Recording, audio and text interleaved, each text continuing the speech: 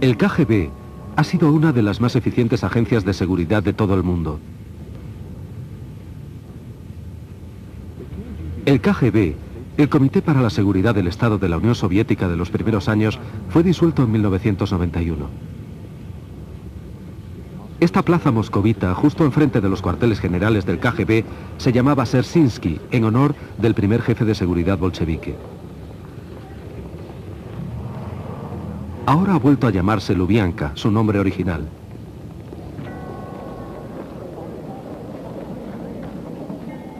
Sin embargo, incluso en la actualidad, KGB es sinónimo de secreto, terror y perversidad. Esta organización soviética para la seguridad ha utilizado distintos nombres durante sus más de 70 años de existencia. Ha sido una institución poderosa y opresiva, temida por toda la población soviética. Las investigaciones sobre el pasado del KGB nos han proporcionado luz acerca de su siniestra existencia. El KGB y sus antecesoras han jugado un papel de la mayor importancia en la historia de Rusia.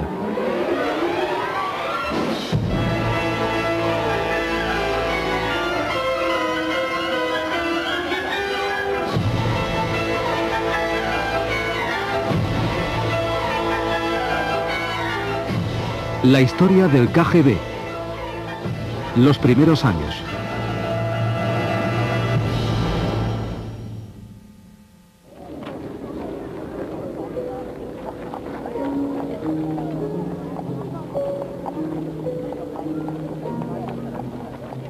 Tras la Revolución de Octubre, los bolcheviques necesitaban organizar una policía secreta.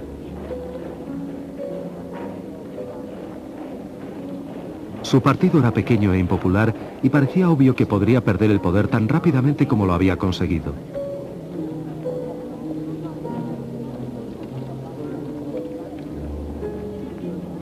El 7 de octubre de 1917, a instancias de Lenin, el Soviet de los Comisarios del Pueblo estableció la Comisión Extraordinaria de todos los rusos para combatir la contrarrevolución y el sabotaje, la infame Checa.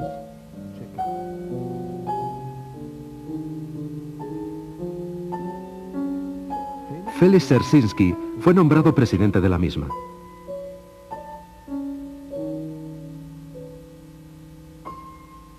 Nacido en 1877, en el seno de una familia polaca noble pero modesta, Dzerzhinsky fue educado en el seno de la religión. Antes de cumplir 20 años, se unió a los revolucionarios y fue arrestado y encarcelado numerosas veces. Fue elegido para el Comité Central Bolchevique en 1906 y era miembro del Comité Revolucionario Militar que estaba detrás de los sucesos de octubre de 1917.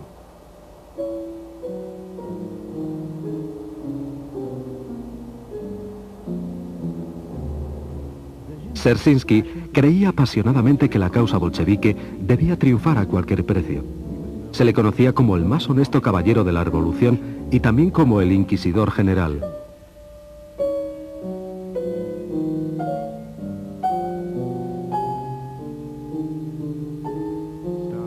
Stalin dijo de él: para la burguesía no existe un hombre tan odiado como el suyo.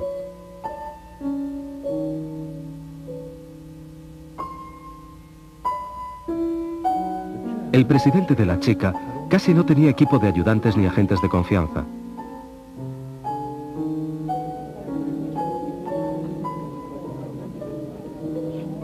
Solamente unos pocos de los primeros 20 hombres permanecerían dentro del círculo interior de Dzerzhinsky, entre ellos Jacob Peters, Iván Xenofontov y Martin Latsis.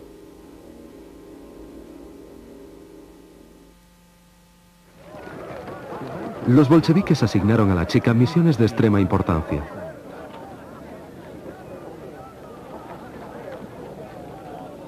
Rusia esperaba que la Asamblea Constituyente definiera y estableciera la base de un nuevo sistema político.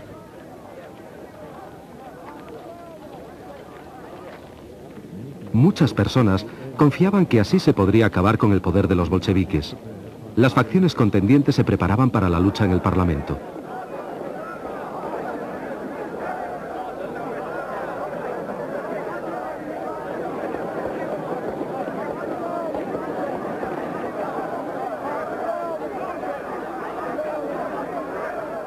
Pero los bolcheviques no tenían intención de renunciar al poder en favor de la asamblea legalmente elegida.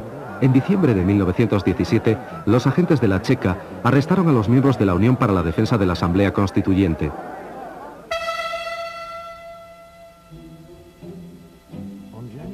El 5 de enero de 1918, las tropas bolcheviques aplastaron una manifestación de sus seguidores.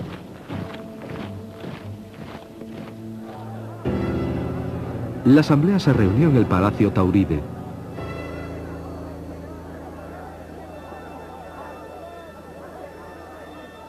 Al día siguiente, guardias dirigidos por agentes de la Checa encerraron a los delegados en el interior del edificio.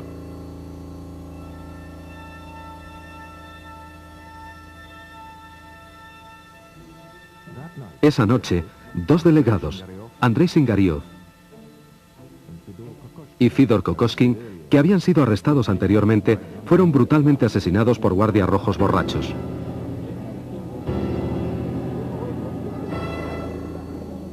Los asesinatos conmovieron a todo el país y la Checa se vio obligada a arrestar a los dos asesinos. Pero de alguna manera se las arreglaron para soltarles sin castigo y el caso fue cerrado.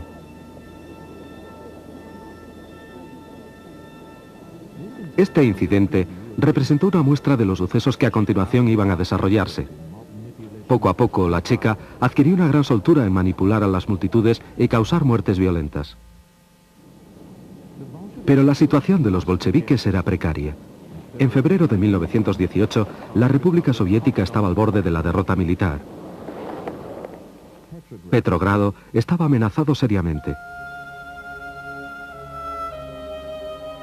Lenin firmó el siguiente decreto: la patria soviética está en peligro. Con él, los agentes de la Checa estaban autorizados a fusilar en cualquier momento y lugar a agentes enemigos, criminales, especuladores, agitadores contrarrevolucionarios y espías alemanes. La Checa podía ejecutar a cualquiera. No se necesitaban pruebas concluyentes de culpabilidad. Esto le permitió mantener una férrea disciplina en la retaguardia del Ejército Rojo.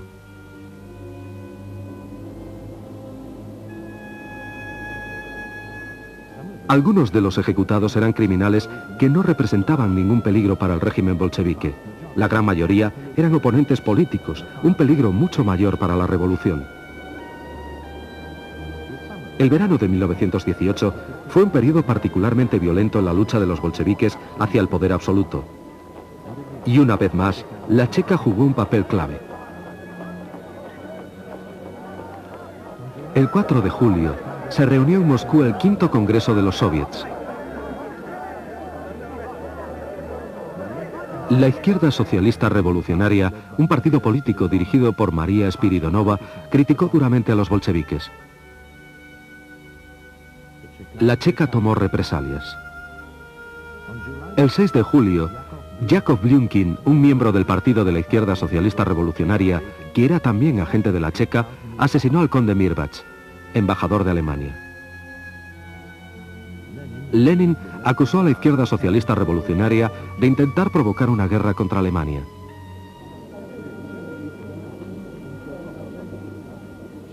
Cuando Dzerzhinsky intentó arrestar al asesino, se encontró con que algunos miembros de la Checa eran leales a la Izquierda Socialista Revolucionaria y se negaron a obedecer sus órdenes. Él y otros jefes bolcheviques fueron arrestados. La lucha había comenzado.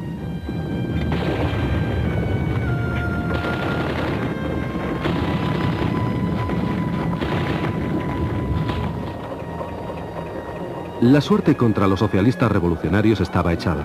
2 días más tarde, refuerzos a las órdenes de Jacob Peters, adjunto a Dzerzhinsky, redujeron a los insurgentes y arrestaron a los dirigentes de la Izquierda Socialista Revolucionaria. El asesino del embajador Mirbach tenía un largo futuro en la Checa.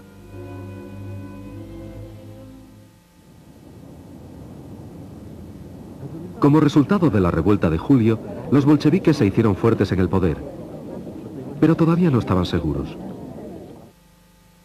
Su siguiente paso sería el terror organizado. En palabras de Dzerzhinsky, un elemento absolutamente normal de toda revolución. Los bolcheviques esperaron a que se les presentara su oportunidad para lanzar el terror rojo. El 30 de agosto, Moisés Uritsky, presidente de la Checa de la región de Petrogrado, fue muerto. A Lenin le dispararon en Moscú y resultó herido. Los socialistas revolucionarios fueron acusados de ambos atentados.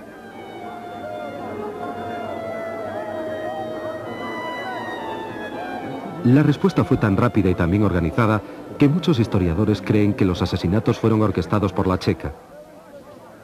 Una hora después de que Lenin fuera herido, sin información fidedigna sobre el atentado, Yakov Sverdlov anunció que la clase obrera se vengará por medio del terror contra todos los enemigos de la revolución.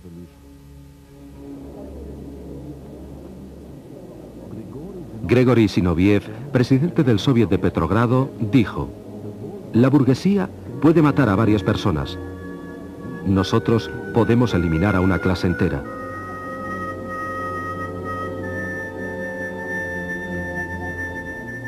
En Petrogrado, inmediatamente después de la muerte de Uritsky y de la declaración del terror rojo, 500 rehenes fueron fusilados. Una ola de ejecuciones barrió el país.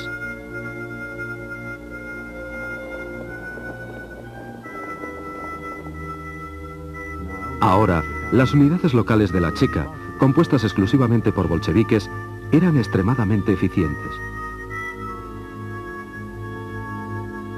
Gradualmente, la Comisión Extraordinaria para todos los rusos se introdujo en cada resquicio de la sociedad. Se abrieron oficinas hasta en las más pequeñas ciudades y las regiones más remotas.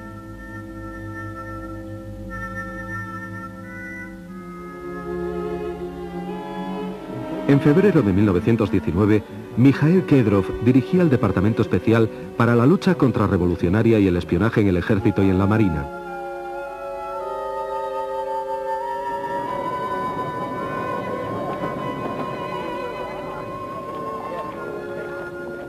La Checa tenía ahora sus propias y grandes unidades militares. La lista de crímenes que la Checa podía reprimir a su libre albedrío había sido considerablemente ampliada. Ya casi no se conocían límites al extraordinario poder de la Checa.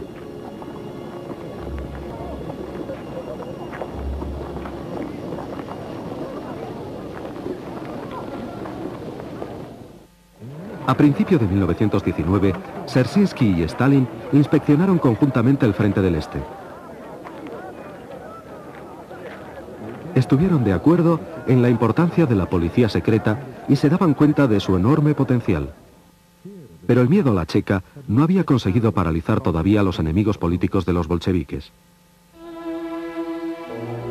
El 25 de septiembre de 1919, una potente bomba estalló en una céntrica calle de Moscú.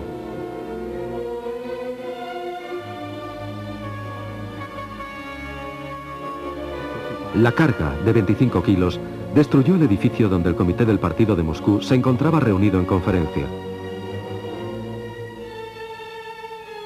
El dirigente bolchevique moscovita Vladimir Zargoski y 11 personas más murieron. 55 resultaron heridos.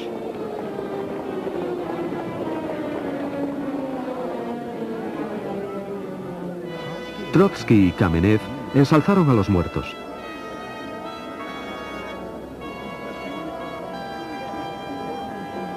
Mientras tanto, la Checa se había puesto a trabajar.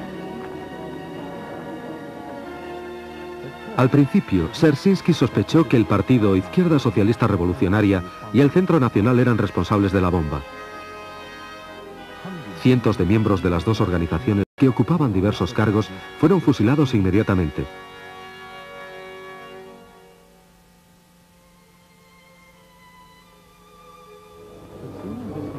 Pero pronto, los investigadores a las órdenes del jefe de la Checa de Moscú, Vasily Mantsev, descubrieron que el encubierto movimiento anarquista había sido el responsable.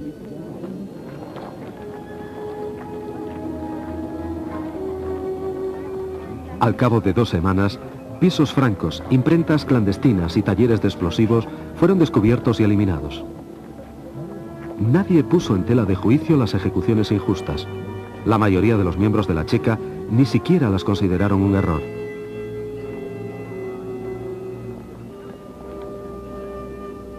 Incluso entre los bolcheviques, nadie se consideraba con las fuerzas suficientes para cuestionar a la Checa en público, aunque en privado comentaban que el eslogan «Todo el poder para los soviets» había sido cambiado por el de «Todo el poder para la Checa».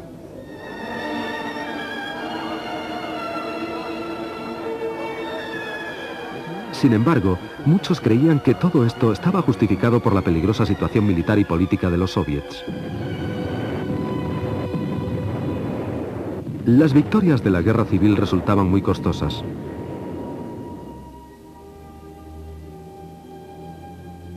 El descontento se extendía por todo el país y saltaba en cualquier lugar.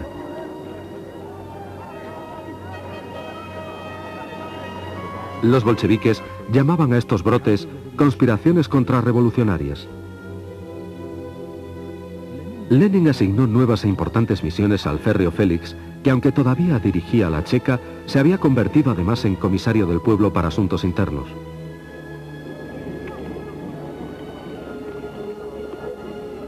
Al mismo tiempo, se hizo cargo del reclutamiento de trabajadores y presidía la comisaría de medios de comunicación.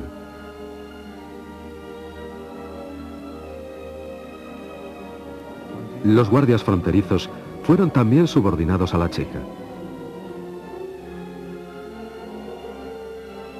Más tarde, Dzerzhinsky tomó parte en asuntos diplomáticos y se convirtió en miembro del comité científico.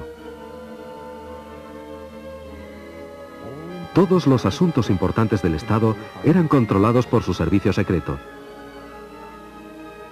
Era obvio que los principales objetivos de la Checa no eran los enemigos de la clase obrera, sino cualquiera que se opusiera al bolchevismo. Desde 1918, los soviéticos requisaban los excedentes alimentarios de los campesinos.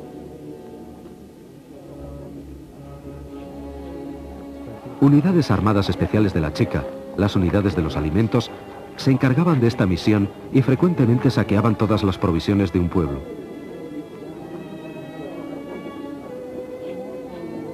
Los que intentaban esconder trigo o pan eran ejecutados inmediatamente.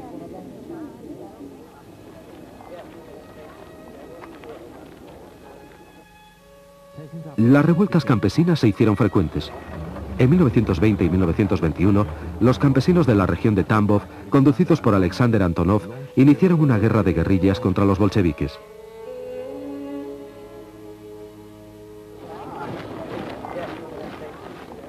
El gobierno soviético respondió con incursiones de castigo. Los efectivos del Ejército Rojo que luchaban contra Antonov fueron reforzados con destacamentos especiales de la Checa, incluyendo la unidad acorazada organizada por el mismo Dzerzhinsky.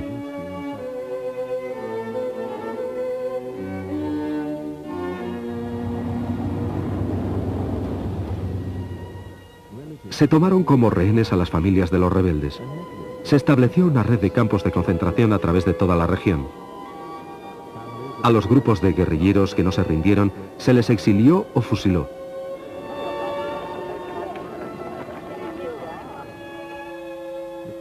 El punto álgido se alcanzó en el verano de 1921, cuando agentes de la Checa se infiltraron en los cuarteles generales de Antonov, sofocando sin piedad el levantamiento campesino.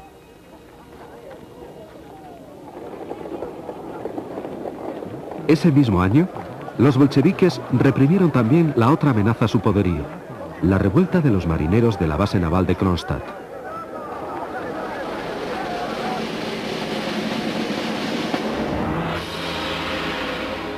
Cuando la Checa no podía reprimir a los marineros rebeldes, las unidades del ejército intervenían decidiendo el final de la resistencia.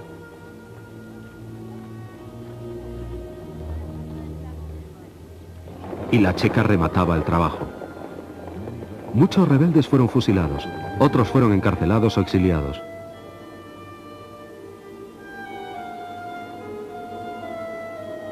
Todo esto ocurrió poco después del 1 de mayo.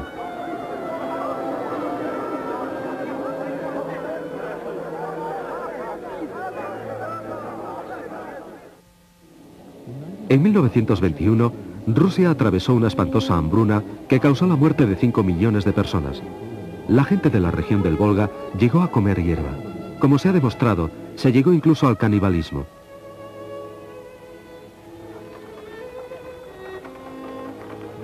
Los labradores huían de sus pueblos tratando de sobrevivir.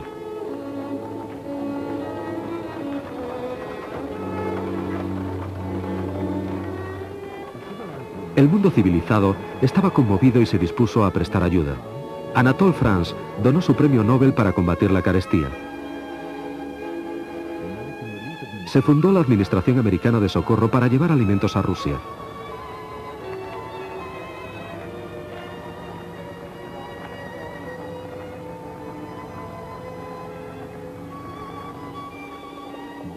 El explorador noruego del Ártico, Fridtjof Nansen, visitó las zonas azotadas por el hambre y pidió un esfuerzo para conseguir la ayuda necesaria. Pero la checa estaba convencida de que los esfuerzos de socorro solamente eran una excusa para espiar. Los miembros de la Administración Americana de Socorro eran constantemente vigilados por la checa, incluso en las reuniones oficiales.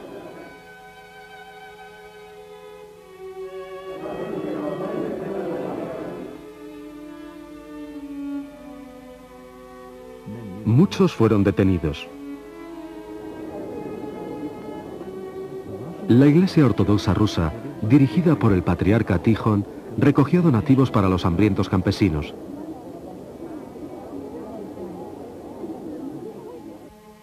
Pero los bolcheviques temían que su autoridad fuera menoscabada y prohibieron los esfuerzos de la Iglesia. El gobierno soviético fundó entonces el Comité Estatal para el Socorro al Hambre. Este solicitó a la Iglesia que donara todos los tesoros que no fueran utilizados para los oficios religiosos.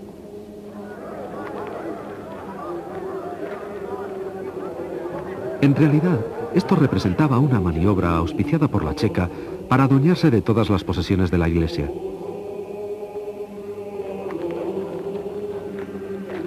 El patriarca Tijón trató en vano de pedir ayuda al gobierno e intentó quejarse a Lenin de la tiranía de la checa.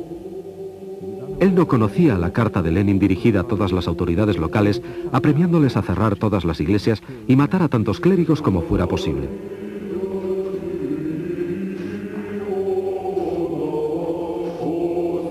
La insistencia del patriarca acabó con su arresto domiciliario y su posterior destierro al monasterio de Donskoy, donde murió en 1925 en fecha no determinada.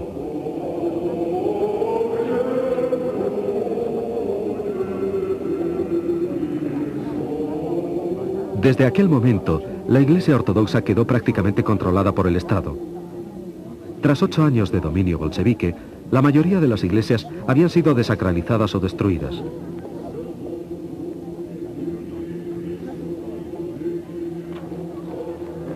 De las 96 iglesias de Petrogrado, solamente quedaban abiertas al culto 7. Los monasterios fueron reducidos a campos de labor para miles de religiosos socialmente extraños.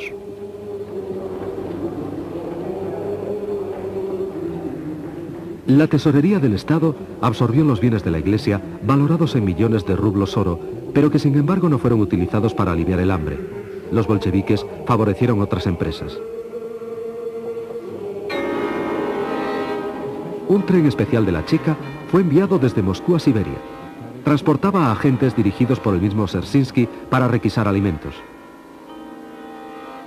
Sus ayudantes estaban autorizados para recolectar provisiones por cualquier procedimiento y llevarlas a la Rusia europea.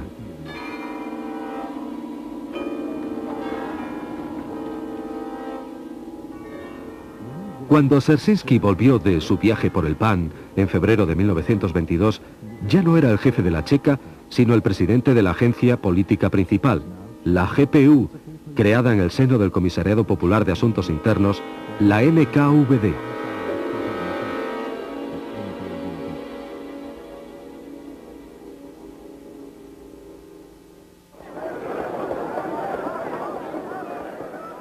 Cuando la guerra civil terminó, los bolcheviques deseaban proclamar que los poderes extraordinarios de la Checa ya no eran necesarios.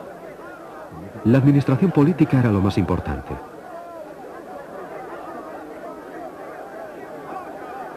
El régimen soviético se encargó de eliminar a los que se oponían abiertamente a él y trató de descubrir a sus adversarios ocultos. La solución de Dzerzhinsky era sencilla. La GPU debe llegar a ser la sucesora de las gloriosas tradiciones y hazañas de la Checa. En el verano de 1922, preparó un juicio contra los dirigentes de los socialistas revolucionarios encarcelados.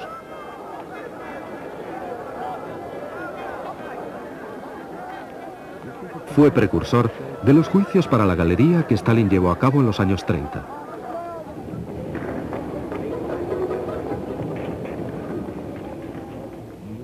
Georgi Piatakov presidió el juicio.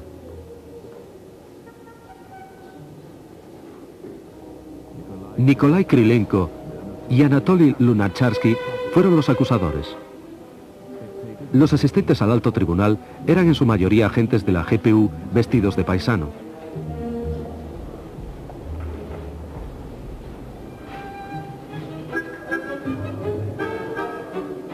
La GPU se había preparado meticulosamente para el juicio. Algunos acusados fueron inducidos a declararse culpables, implicando a sus antiguos camaradas, miembros del Comité Central Socialista Revolucionario. Dos provocadores, Grigori Semyonov y Lidia Konopleva, se habían infiltrado en este grupo de colaboradores. Nikolai Bukharin, que era el defensor, estaba virtualmente controlado por la acusación.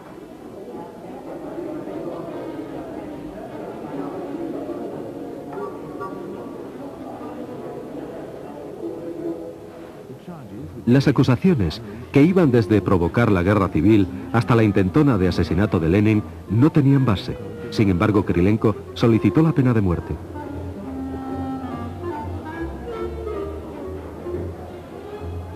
Las cosas no resultaron, sin embargo, como habían sido planeadas. Los que amañaron el juicio no estaban satisfechos. Los acusados no se asustaron y no confesaron. Rehusaron declararse culpables y acusaron al régimen bolchevique de tiranía y de torturar a los testigos.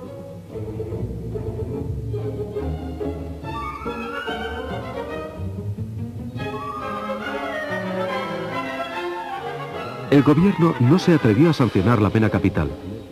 Lev Kamenev sugirió que la ejecución fuera demorada indefinidamente y que los 12 socialistas revolucionarios fueran encarcelados de por vida.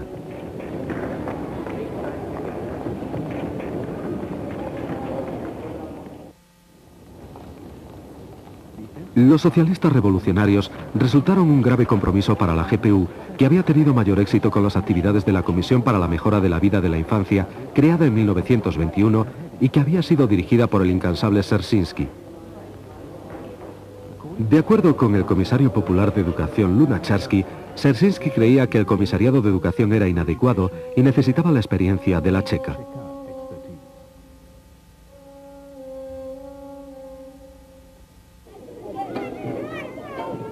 El problema era extremadamente serio. Las represalias de la guerra civil y las migraciones forzosas habían dejado un número impresionante de huérfanos. Había 6 millones de niños sin hogar ni familia vagando por los caminos de Rusia y aglomerándose en sus ciudades.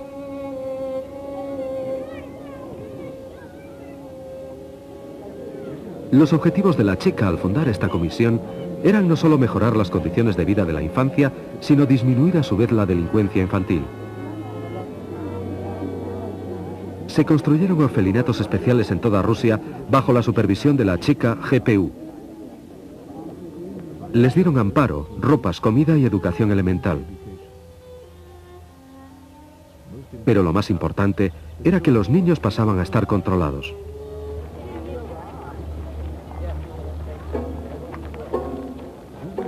Los delincuentes juveniles fueron enviados a reformatorios donde la reeducación se llevaba a cabo por medio del trabajo.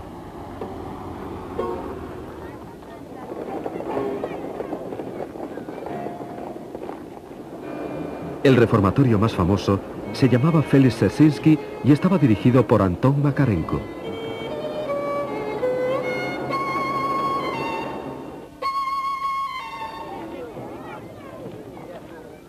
En diciembre de 1922, los soviets celebraron el 5º aniversario de su servicio secreto.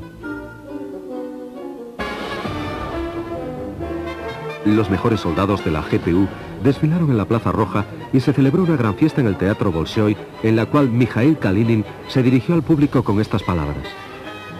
La humanidad entera debe estar agradecida a la Checa, declaró. La primera insignia de oficial de honor de la Checa fue otorgada a Dzerzhinsky. Días después, cuando se reunió el primer congreso de los soviets de la recientemente creada Unión Soviética, el Comité Central del partido decidió cambiar el nombre del servicio secreto una vez más. La GPU se convirtió en la OGPU, la Agencia Política del Estado Unificado.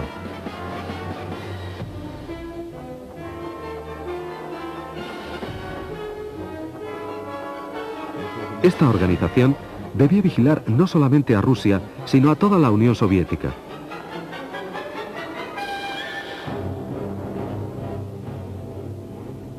Dzerzhinsky llegó a formar parte del gobierno soviético. Desde aquel momento en adelante, las principales cabezas de la policía secreta pasarían a situarse en las más altas instancias de todos los organismos del Estado y del partido. En 1923, la OGPU tenía numerosos adversarios fuera de la Unión Soviética.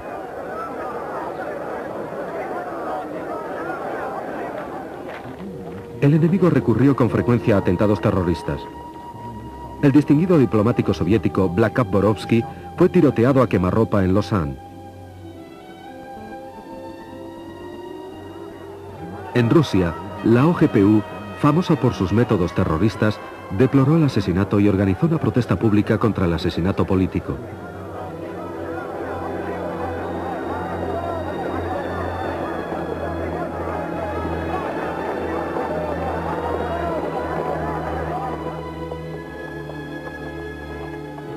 A partir de 1922, a Occidente le resultaba muy difícil estar a la altura del servicio secreto extranjero de la OGPU, dirigido en aquel momento por Mikhail Trilisev. La influencia soviética era especialmente importante en Persia y Afganistán.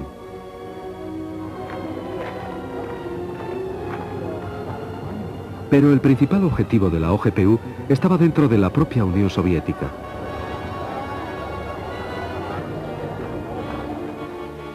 Lenin estaba muy enfermo y era esencial elegir un sucesor.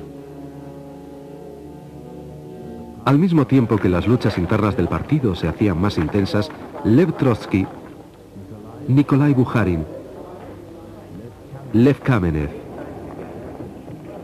Grigori Zinoviev y Mikhail Tonsky parecían destacar como candidatos principales en la batalla por el poder. Pero solo 3 personas poseían realmente el poder. Trotsky, que controlaba el Ejército Rojo, Dzerzhinsky con la OGPU y Stalin con los aparachiks del partido. El odio a Trotsky unió a Stalin y a Dzerzhinsky.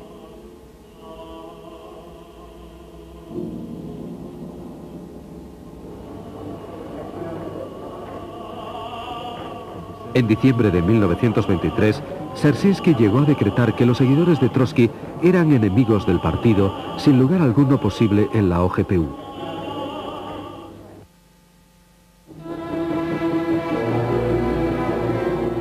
El día 21 de enero de 1924, Lenin moría.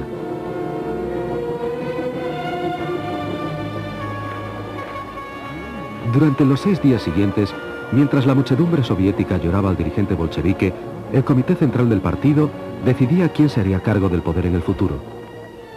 Dzerzhinsky presidía la comisión del funeral de Lenin.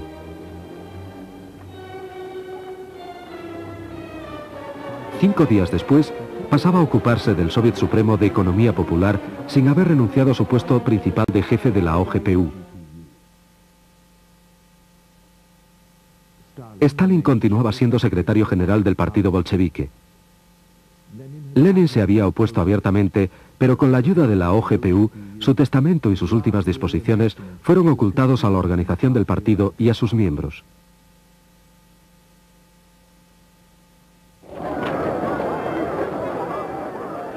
En 1924, esta agencia política se había convertido en una institución muy bien organizada, con cientos de miles de empleados, tanto oficiales como secretos, un gran número de servicios y departamentos y una gran cantidad de soldados que aventajaban a la mayoría de las unidades del Ejército Rojo, tanto en equipos como en entrenamiento.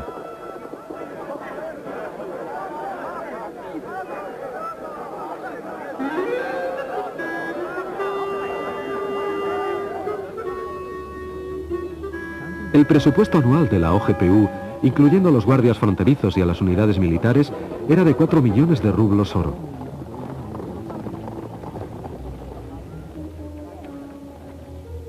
El servicio secreto extranjero tenía un presupuesto de 3 millones de dólares. Los agentes de la OGPU disfrutaban de lujosos apartamentos y tenían acceso a tiendas especiales bien surtidas de artículos de calidad. Los miembros de la OGPU se consideraban como un grupo de escogidos, un Estado dentro del Estado. Al mismo tiempo, tenían directrices especiales para efectuar propaganda política entre las masas y tener estrechos contactos con ellas para reforzar la autoridad de la OGPU.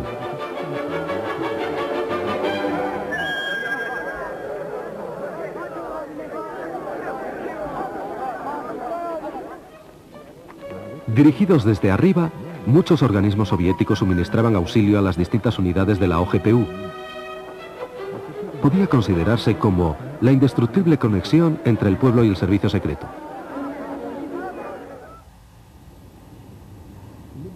El generoso apoyo financiero y la gran experiencia permitieron al servicio secreto soviético llevar a cabo diversas operaciones que fueron coronadas por el éxito.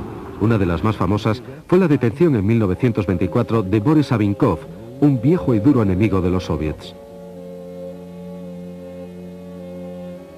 Savinkov era miembro de la organización militar de los socialistas revolucionarios. Había vivido en el exilio desde 1918 esperando que a los bolcheviques les cambiara la suerte. La OGPU comenzó la cacería de Savinkov. Entre 1921 y 1924, cientos de personas fueron arrestadas y acusadas de asociarse con él. Algunos traicionaron al jefe de los socialistas revolucionarios. Pero no se podía conseguir que Savinkov mordiera el anzuelo y volviera a territorio soviético. No, hasta que le fue ofrecida la jefatura de una organización secreta ficticia.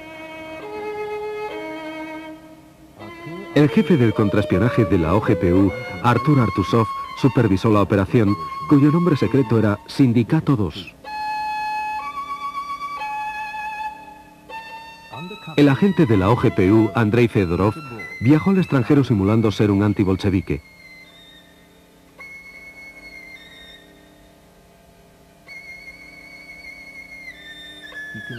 Convenció a Savinkov que los rusos esperaban su vuelta. Después de que Savinkov y sus compañeros cruzaran la frontera, el adjunto a Artuzov, Piliar, los detuvo en Minsk.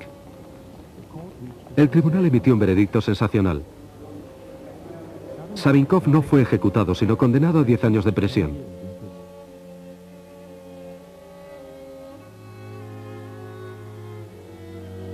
Sin embargo, en mayo de 1925 se cayó de una ventana de su prisión. La OGPU dictaminó que había sido un suicidio.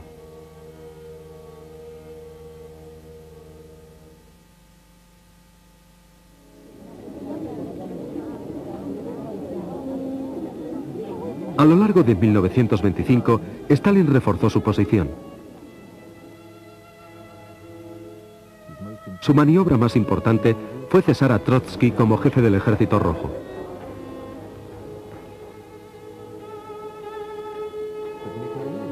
Pero Mijael Frunze, su sucesor, demostró que era demasiado independiente y poderoso para el gusto de Stalin. Ese mismo año, Frunze moría convenientemente durante una operación de cirugía. Se le había avisado de que no se operase, un hecho que nunca fue mencionado en los informes médicos que siguieron a continuación. Había existido una clara conexión entre la policía secreta y médicos corruptos. El mando del Ejército Rojo fue asignado a Kliment Voroshilov, que era acérrimo y leal seguidor de Stalin. Voroshilov había sido uno de los primeros agentes de la Checa.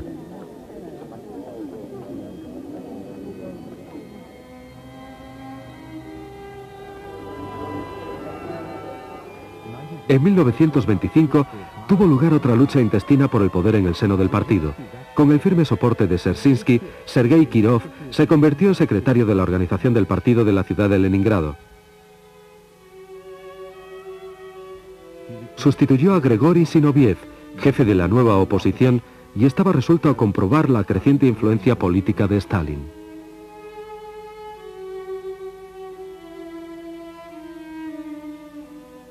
Muchos historiadores creen que en sus últimos años de vida, Dzerzhinsky recelaba cada vez más de Stalin. No obstante, su última aparición pública fue en apoyo del secretario general.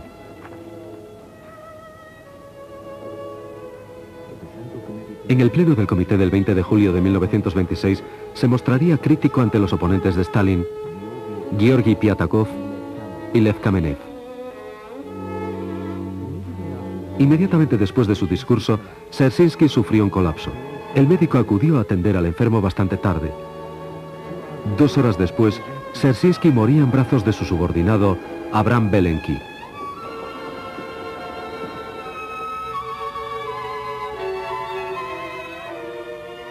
El funeral de Dzerzhinsky representaba una ocasión importante para los bolcheviques. Fue la última vez que los dirigentes del partido estarían juntos. El puesto de cada uno de ellos en la Guardia de Honor representaba su influencia política. Cuando enterraron a Dzerzhinsky, los bolcheviques dijeron adiós no solo a un camarada, sino también a una época. El periodo que más tarde fuera denominado como la época del terror revolucionario romántico había terminado.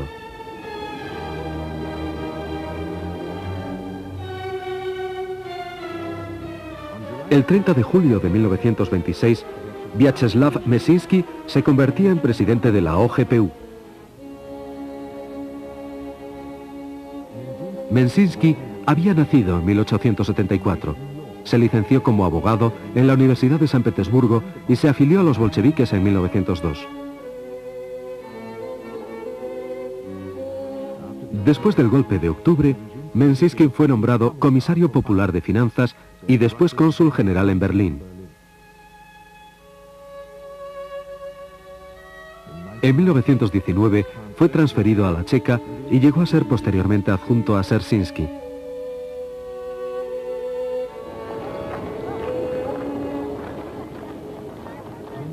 Meszynski era muy diferente de sus colegas.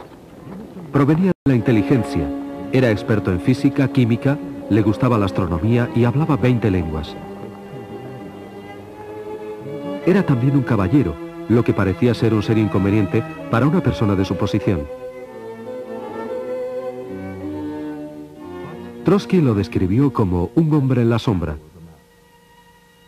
Pero eso era justamente lo que Stalin necesitaba. El nombramiento de Meszynski hizo que Stalin pasara a ser dueño absoluto de la OGPU. El segundo al mando de Meszynski, Genrikh Yagoda, llegó a convertirse en una herramienta en manos de Stalin.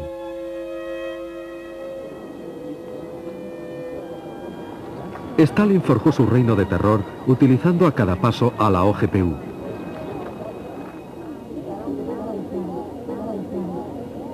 El país estaba en vías de industrialización.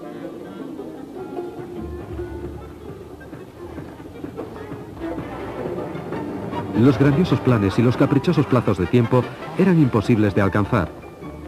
La cuidadosa planificación de los proyectos de construcción y el duro trabajo de los obreros se desperdiciaban debido al caos, a la mala dirección y a la falta crónica de los suministros más necesarios.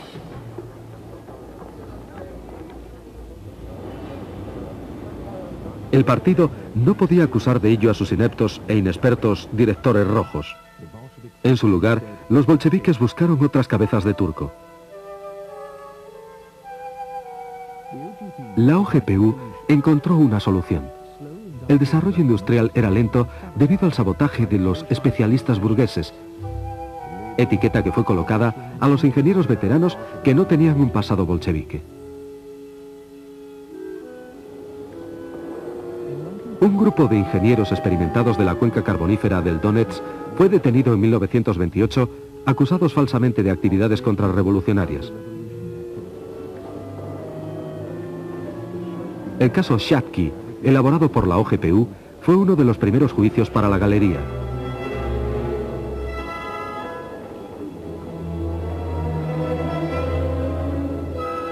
Stalin no estaba contento con los resultados.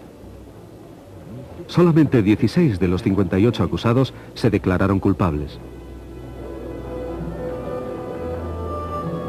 A pesar de intensas investigaciones, el acusador Nikolai Krylenko no pudo presentar pruebas concluyentes de los graves delitos de los acusados. El Tribunal Supremo, presidido por Andrei Vyshinsky, sentenció a 11 ingenieros a la pena capital, pero el gobierno rehusó sancionar la sentencia y solamente fueron encarcelados.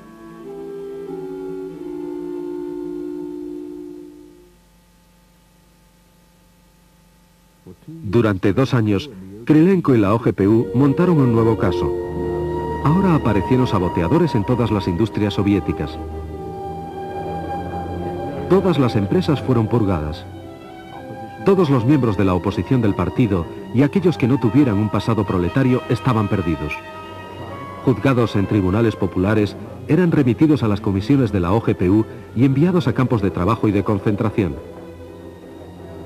La Comisión Central de Purgas estaba dirigida por Jakob Peters.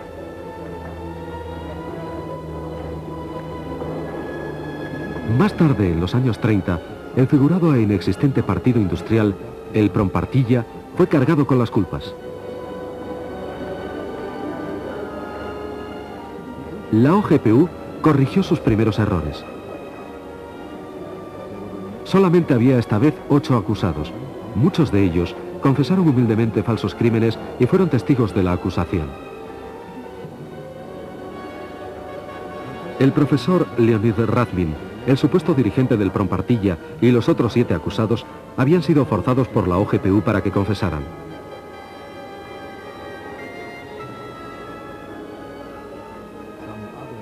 Algunos otros acusados menos cooperantes habían sido ejecutados. En una representación teatral de Gracia, se sentenció a muerte a aquellos que confesaron, pero se les conmutó la sentencia 2 días después por una pena de 10 años de cárcel.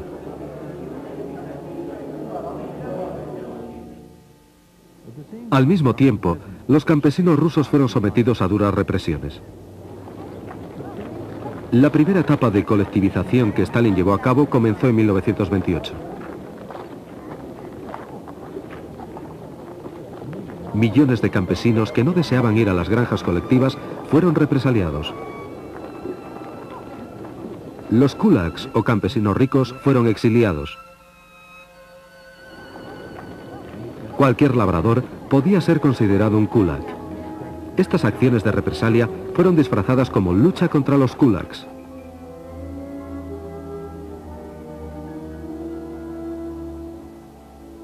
Los pueblos fueron abandonados. Las prisiones estaban abarrotadas.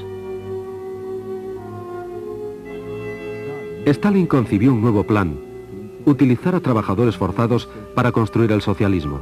Los convictos serían utilizados hasta el agotamiento total y después serían desechados. Las prisiones y los campos controlados por el Ministerio de Justicia estaban administrados por la OGPU. Este fue el origen del infame Gulag, la administración de los campos principales. Genrikh Yagoda fue su primer dirigente.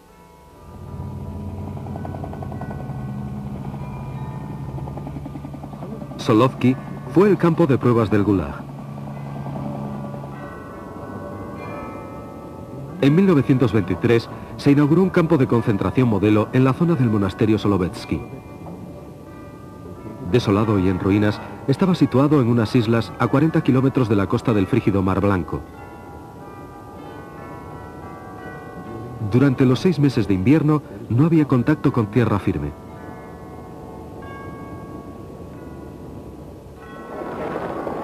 Los internos eran humillados y maltratados, castigados y torturados. Muchos fueron ejecutados sin juicio alguno.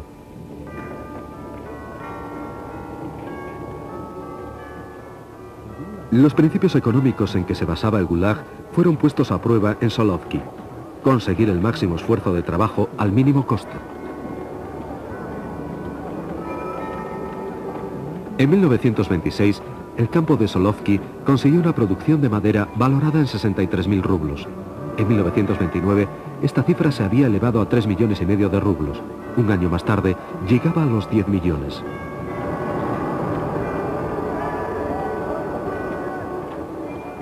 El número de convictos pasó de 3.000 en 1923 a 50.000 en 1930. La productividad aumentó 10 veces. Esta era la economía del Gulag.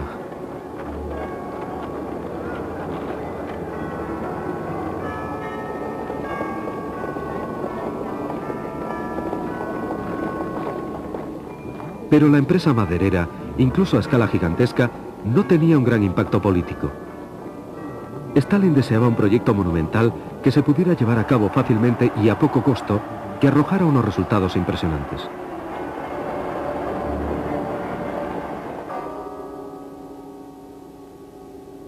La construcción de un canal entre los mares Blanco y Báltico comenzó en septiembre de 1931.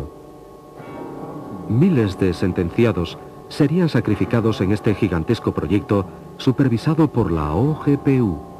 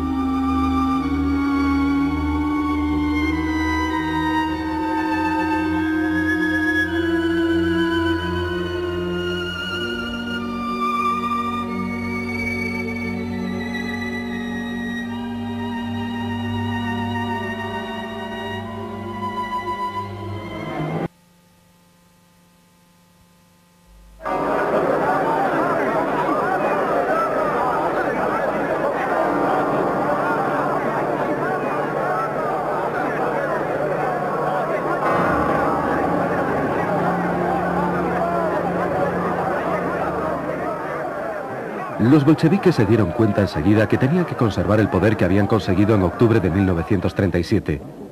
Los nuevos gobernantes de Rusia crearon una comisión extraordinaria para prevenir la contrarrevolución. Fue conocida con el nombre de la Checa, el escudo y la espada del gobierno soviético.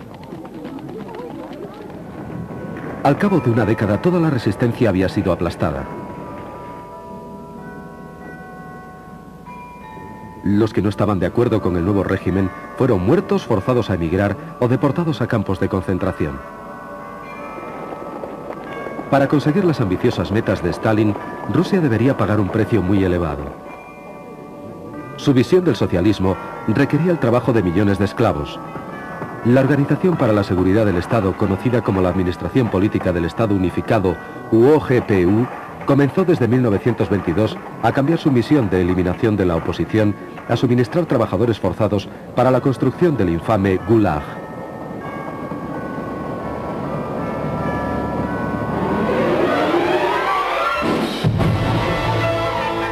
La historia del KGB. Segunda parte, los profesionales.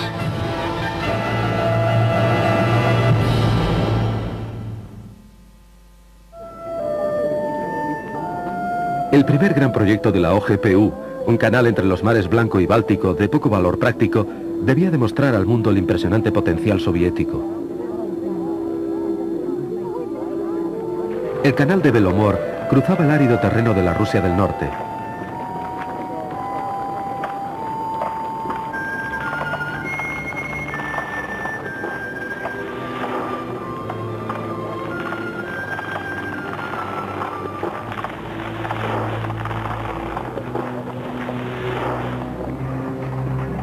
Millones de metros cúbicos de rocas y tierra fueron excavados a mano.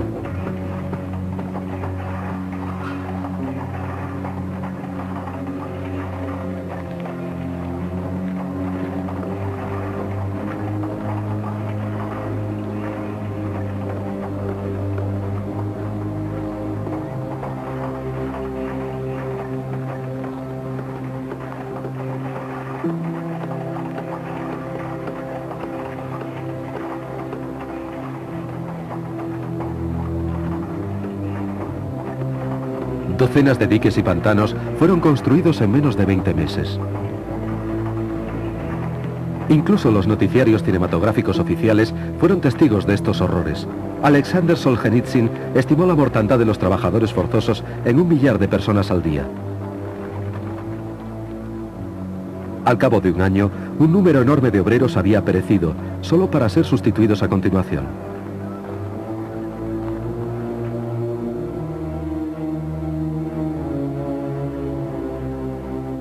El canal fue terminado en el tiempo previsto.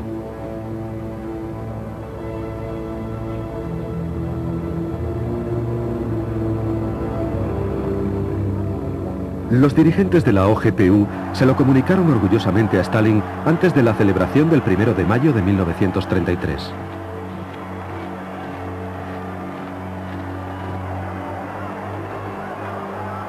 El proyecto había sobrepasado todas las expectativas. Solamente se habían gastado la cuarta parte de los 400 millones de rublos presupuestados.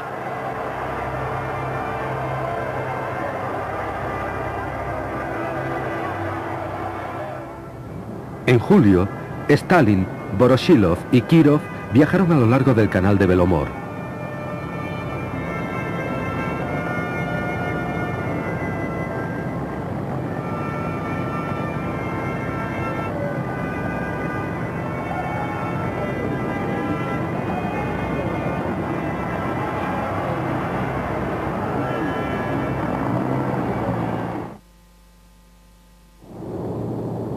La OGPU pasó a encargarse de otros proyectos. Desde 1932 a 1937 fue construido un canal de 130 kilómetros entre Moscú y el Volga. Las condiciones en las que se trabajaba eran ínfimas. Esta nueva ruta unía a la capital soviética con los 5 mares, pero a un costo humano desmesurado.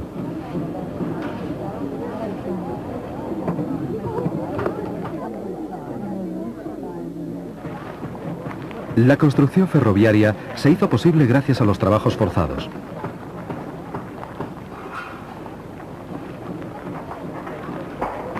Los prisioneros del Gulag construyeron enormes complejos industriales en los Urales, Siberia y en el lejano norte.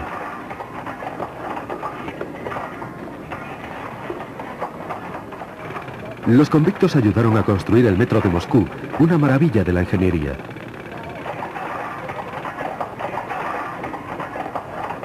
Los cortometrajes oficiales solamente mostraban a obreros entusiastas. Las revueltas llamaban poco la atención. En 1933, las condiciones de trabajo infrahumanas provocaron huelgas que fueron sofocadas por la OGPU.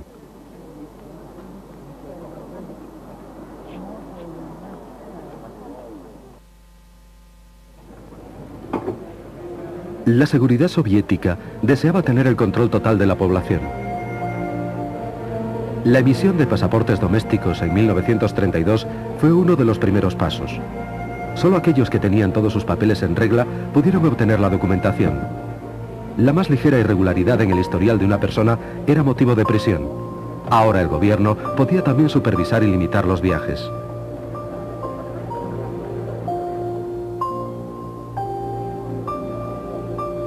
No contentos con esto, se realizaron todos los esfuerzos posibles para regular el pensamiento y los sentimientos de la población soviética, en particular los de la inteligencia. Lenin había desdeñado la inteligencia llamándola más o menos basura. Desde los primeros días de la revolución, en este estrato social, había estado constantemente vigilado por la Checa. Los científicos, artistas, filósofos y escritores fueron los primeros en sufrir el exilio, la encarcelación y la ejecución.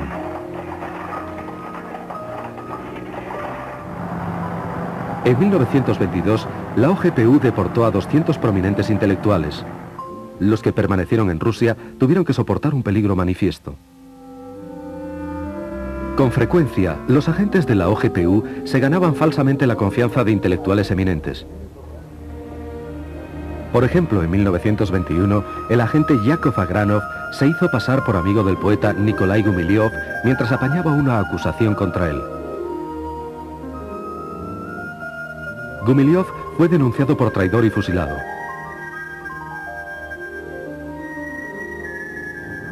Agranov se hizo entonces amigo de otro poeta, Vladimir Mayakovsky.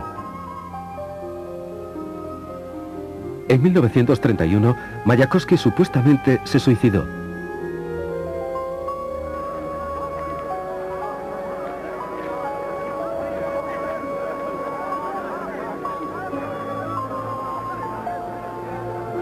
Todavía existen muchas dudas acerca de la muerte de otro genio de la literatura, Sergei Yesenin.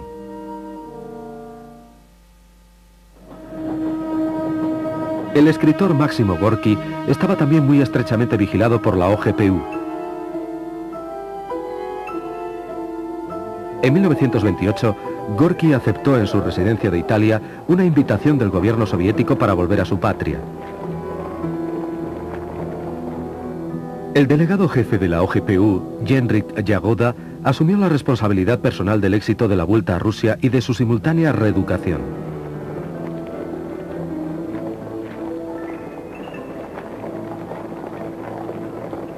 Todas las apariciones públicas de Gorki fueron preparadas por la OGPU.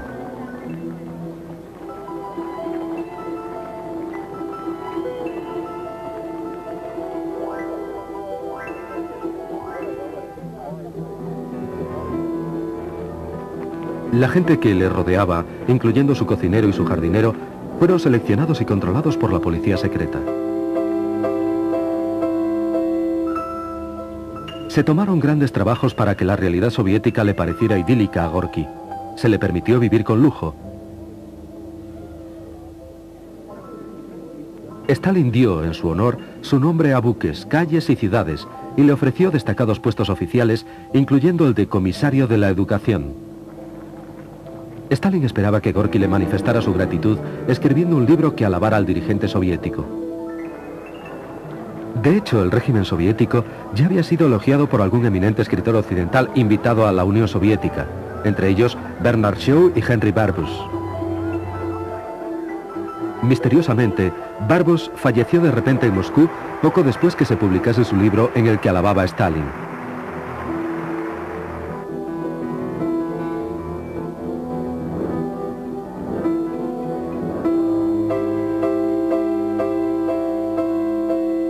Pero Gorki no quería escribir un libro sobre el jefe del partido. A diferencia de los escritores extranjeros, él conocía las implicaciones del socialismo de Stalin. La colectivización de la agricultura acabó en una hambruna que se llevó, incluso en la estimación a la baja de la OGPU, 3,5 millones de vidas. Entre Stalin y Gorki comenzó a crecer la tensión. El escritor fue aislado. No se le permitía salir de la Unión Soviética. En 1934, Gorki sucumbió a las presiones y aceptó a dirigir la Unión de Escritores Soviéticos, que estaba manejada por el partido.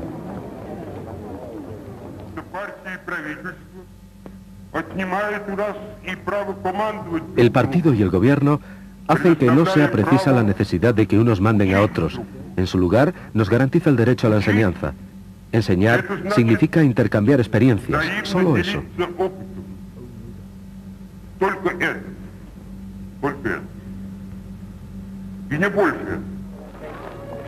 Con Gorki como escudo protector, tanto Stalin como la OGPU se aseguraron el dominio en el campo literario. Más de la tercera parte de los 600 delegados del primer Congreso de Escritores Soviéticos fueron víctimas de los horrores de la policía secreta.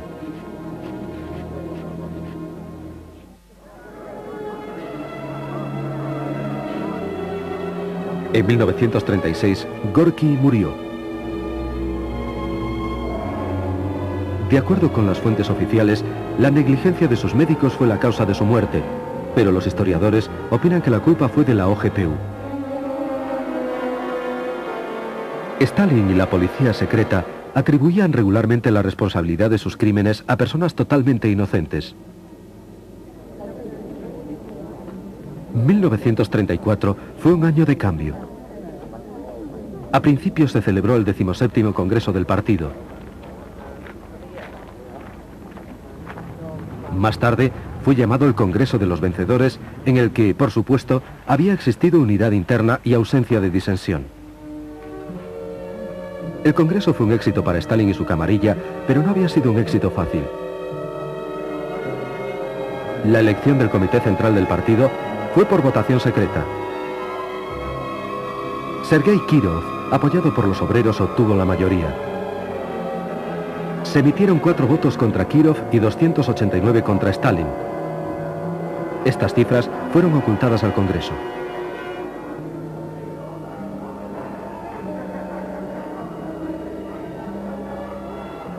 Stalin llevó a cabo un fraude masivo falsificando los resultados. Solo se contabilizaron 3 votos contra Stalin. El equipo de grafólogos de la OGPU descubrió quiénes se habían opuesto a Stalin. Su brazo derecho, Nikolai Yezhov, y sus subordinados incluyeron en la lista negra a los disidentes.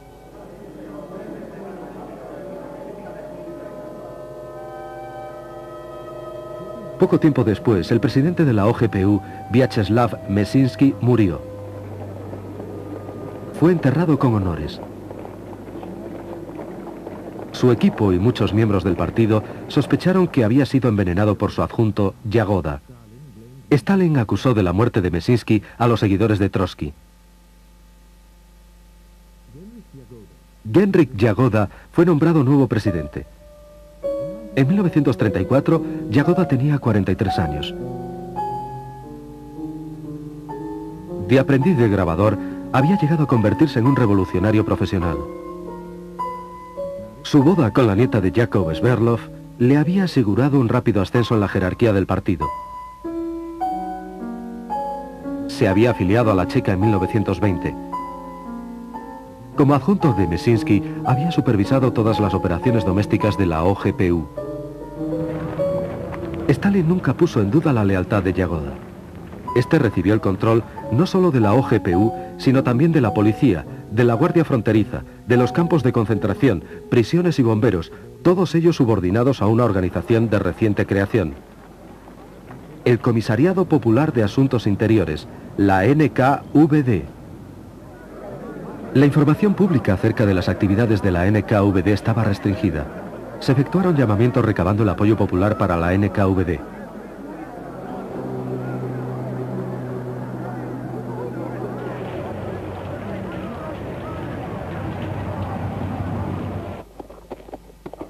Los noticiarios cinematográficos mostraban a los guardias fronterizos mientras patrullaban a lo largo de la mayor frontera terrestre que existía en el mundo.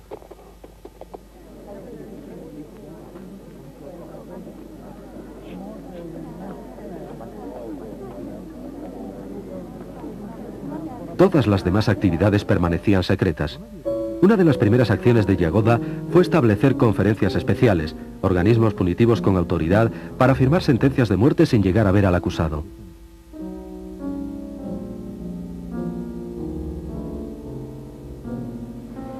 Las conferencias especiales fueron denominadas justicia de ametralladora.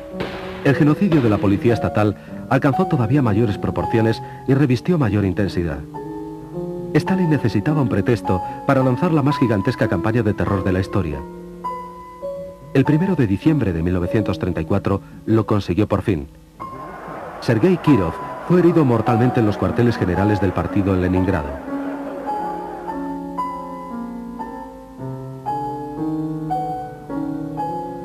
Inicialmente, su muerte fue atribuida a un demente asociado con un grupo imaginario de saboteadores. Pero de hecho, el asesinato fue llevado a cabo por la sección de la NKVD de Leningrado, siguiendo órdenes de Stalin.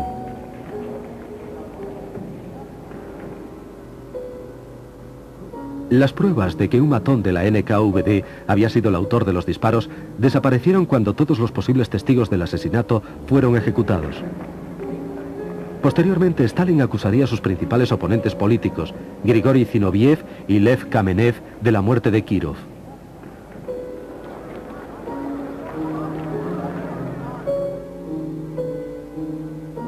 El 15 de enero, ambos fueron juzgados y sentenciados a 5 años en los campos de trabajo, aunque no existían pruebas de su culpabilidad.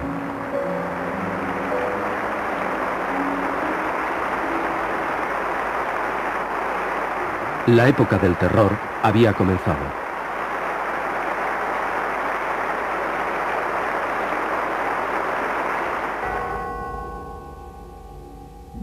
En 1936, el secretario del Comité Central del partido, Nikolai Yezhov, comenzó a preparar el primer juicio de Moscú. Los acusados fueron culpados de participar en una gigantesca conspiración anti-estalinista que supuestamente ligaba con Trotsky a Zinoviev, Kamenev y otros dirigentes de la derrotada oposición.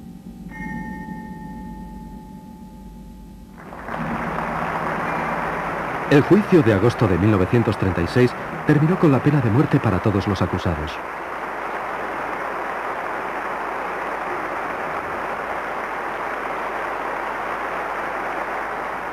En las semanas siguientes, juicios sumarísimos de la NKVD sentenciaron a miles de personas consideradas como desleales al régimen.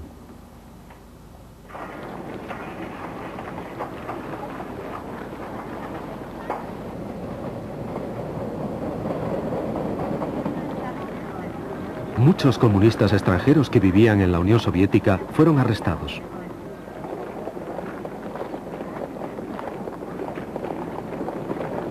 Yagoda reforzó el espionaje en el extranjero.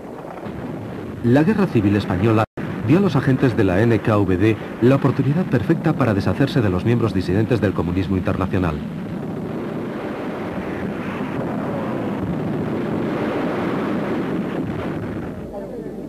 Aquellos comunistas extranjeros que se habían opuesto a Stalin y que temerariamente habían marchado como voluntarios a luchar en España fueron identificados y secretamente ejecutados durante las hostilidades.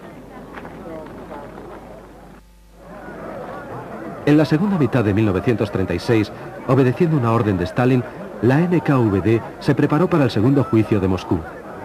Los arrestados fueron acusados de ser dirigentes de una organización paralela. Supuestamente, la organización había estado preparando el lanzamiento de una campaña de terror en caso de que la conspiración de Zinoviev y Kamenev fallara. Entre los 17 acusados estaba Grigori Sokolnikov, un antiguo ministro de Finanzas.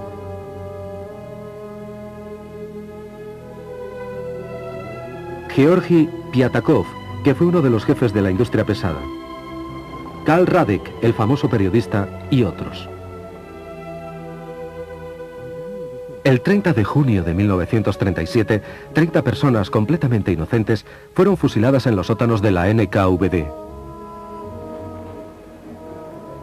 3 semanas más tarde, el comisario del pueblo para la industria pesada, Sergo Orsonikidze, murió súbitamente. Era uno de los más íntimos colaboradores de Stalin y su amigo personal. Se había sentido con derecho a criticar las decisiones de Stalin.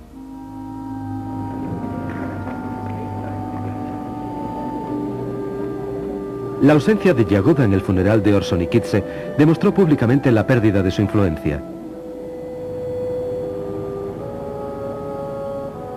En octubre de 1936, el jefe de seguridad había sido degradado al rango inferior de comisario de comunicaciones.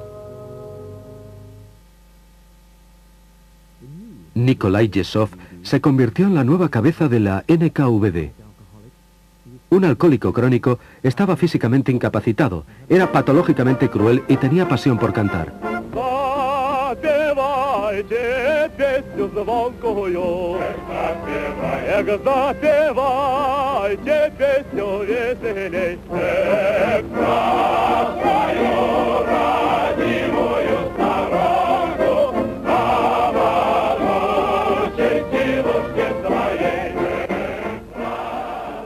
El periodo más espantoso de la historia soviética había comenzado.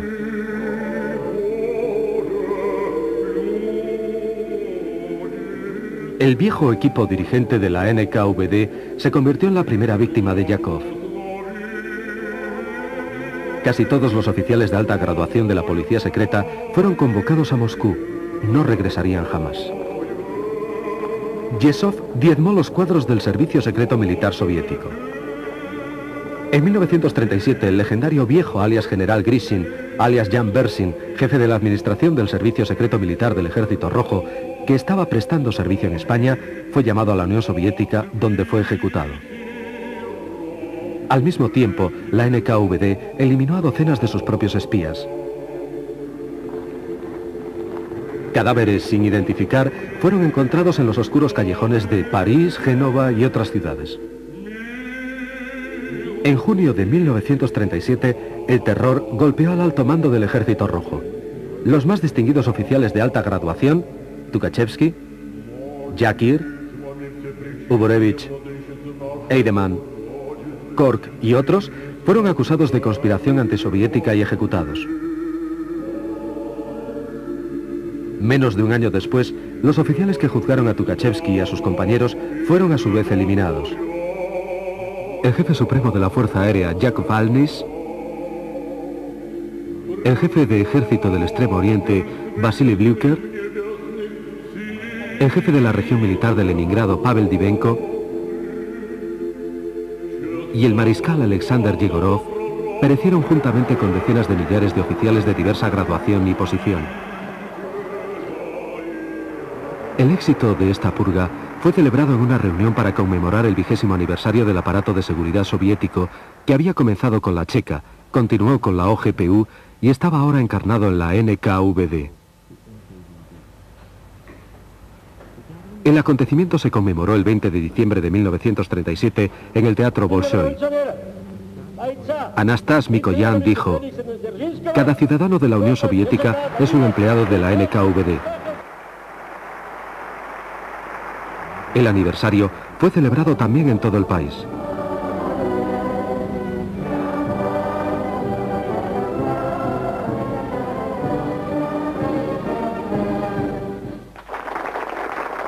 Yezhov fue galardonado con la Orden de Lenin.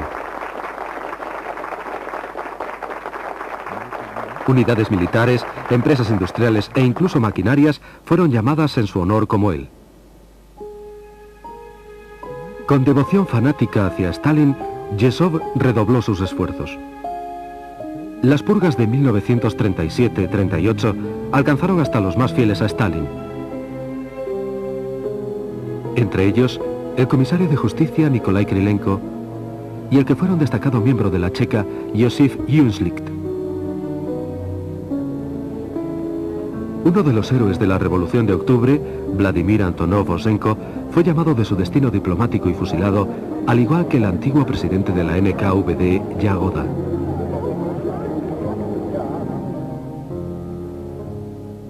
Yagoda era el principal testigo y colaborador de los crímenes de Stalin, incluyendo el asesinato de Kirov.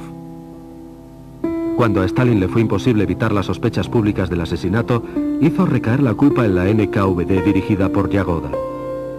Súbitamente, se relacionó a Yagoda con Trotsky y se le hizo responsable de las muertes de Mesinsky y Gorky.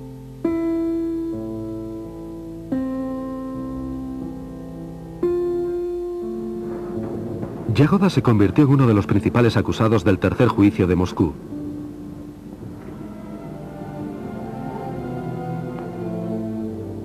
Junto a él estaba el teórico y miembro del Politburó Nikolai Bukharin, el jefe del gobierno soviético Alexei Rykov, el secretario del Comité Central Nikolai Kresinsky, antiguo adjunto a Lenin, y Christian Rakovsky, un respetado bolchevique, jefe de la Ucrania soviética. El infame Andrei Vyshinsky representaba a la acusación.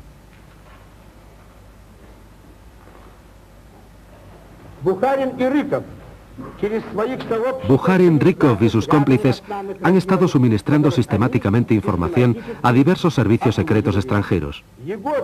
Espías alemanes y polacos han acudido como moscas alrededor de Yagoda, y él no solo los ha protegido, sino que ha espiado para ellos.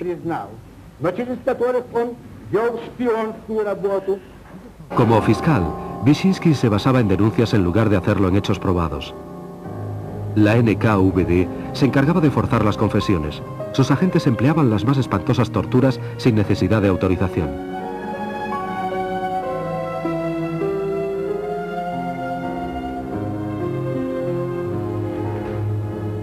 La única forma de evitar la tortura era el suicidio. Algunos se atrevieron a cometerlo, entre ellos Mikhail Tomsky, Jan Gamarnik y Piotr Skripnik.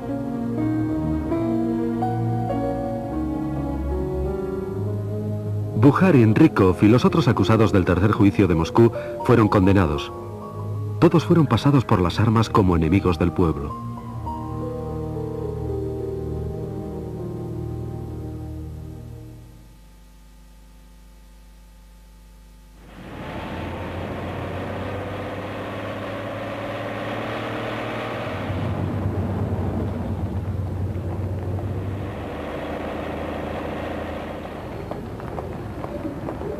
La justicia había desaparecido del Estado soviético, se había eliminado sistemáticamente a los viejos bolcheviques y se había declarado la guerra a las masas populares.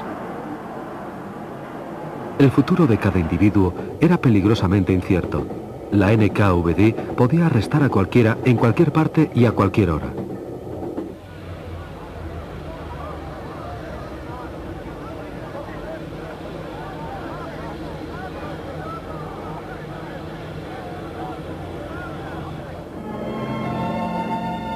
Mediante una ley promulgada en 1935, a partir de los 12 años de edad, se podía aplicar a los ciudadanos responsabilidades criminales y penales. Los niños podían ser encarcelados o condenados a muerte.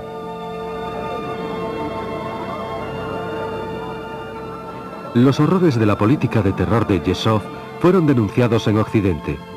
Romain Rolland criticó el encarcelamiento de los niños. André Gide condenó al régimen de Stalin por fascista.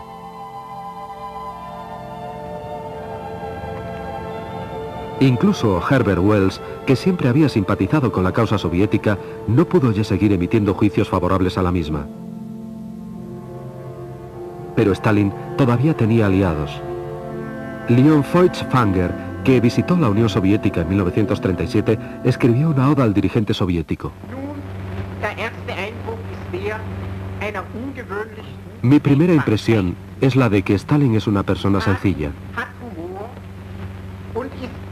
El pueblo soviético no solo le respeta, sino que le adora. Nadie podría tener más mérito para ser el representante de 170 millones de personas.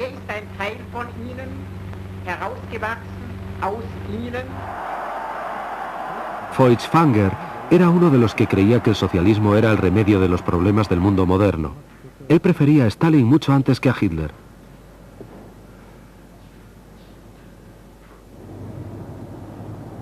Stalin se había convertido en el auténtico dueño de Rusia.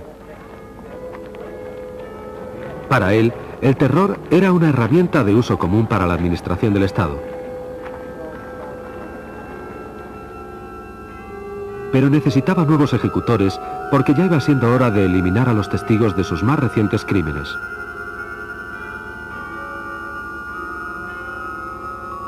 El 28 de julio de 1938, Laurenti Beria fue nombrado adjunto a Yezhov. A diferencia de otros protegidos de Stalin, Beria no era solamente uno del apparatchik del partido, era además miembro de la policía secreta. En los años 20, su falsedad, insidia y fenomenal energía permitieron a Beria labrarse una rápida carrera en la Checa de Georgia.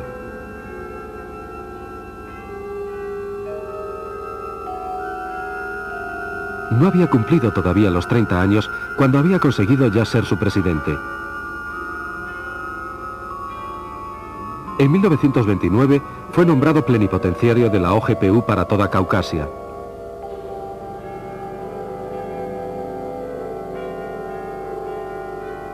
Stalin coincidió con él durante unas vacaciones en Georgia. A partir de entonces, Beria continuó su escalada, pero ahora dentro ya de la jerarquía del partido.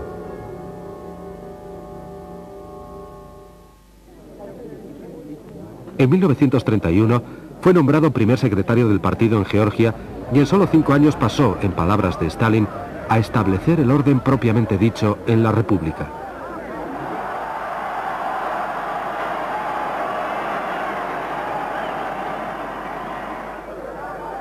Hacia 1937, Beria se había convertido en el dictador de Georgia, un pequeño Stalin.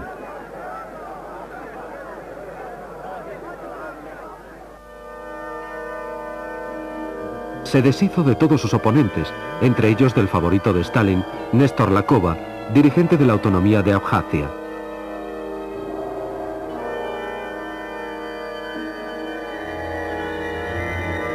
Lakova fue elegido sucesor de Yagoda en la NKVD, pero rechazó el nombramiento. No deseaba abandonar Abjasia, prefirió quedarse para luchar contra Beria por el dominio de Transcaucasia.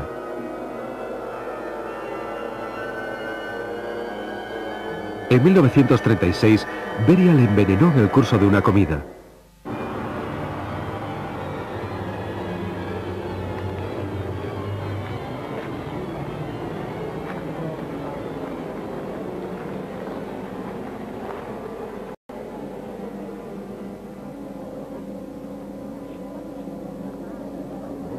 Al año siguiente, todos los parientes de Lakova habían sido eliminados.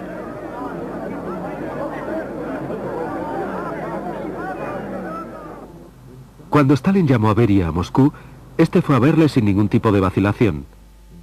Pasó a ser nombrado adjunto de Yezhov y se hizo inmediatamente con el poder.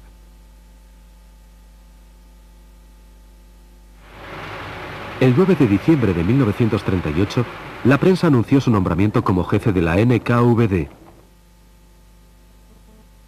Yesov, como su predecesor Yagoda, fue denunciado y desapareció, así como los miembros de la NKVD que habían estado a sus órdenes, los mismos gloriosos hijos de la madre patria, como recientemente habían sido llamados en el Kremlin.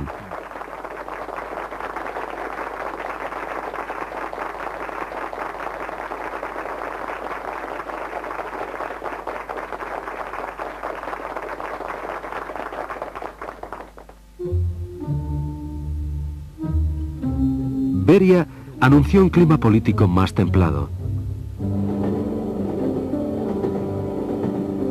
Varias docenas de prisioneros del Gulag fueron liberados, entre ellos Konstantin Rokossovsky, Andrei Tupolev y Lev Landau. Pero nuevos prisioneros ocuparon su lugar.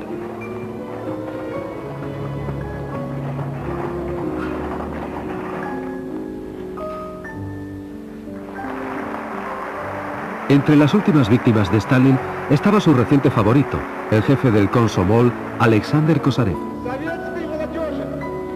Para la juventud soviética, no existe nada más valioso que nuestro gran partido comunista bolchevique y nuestro querido camarada Stalin.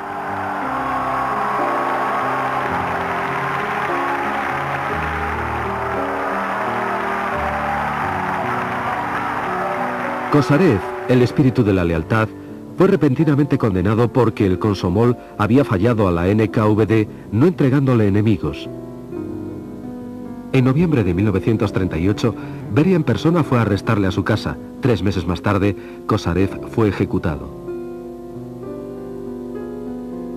Entre las víctimas de Beria se incluyeron el director de teatro Vsevolod Meyerhold, acusado de apoyar a Trotsky y de espionaje a favor de 4 naciones. Nunca volvió de la prisión.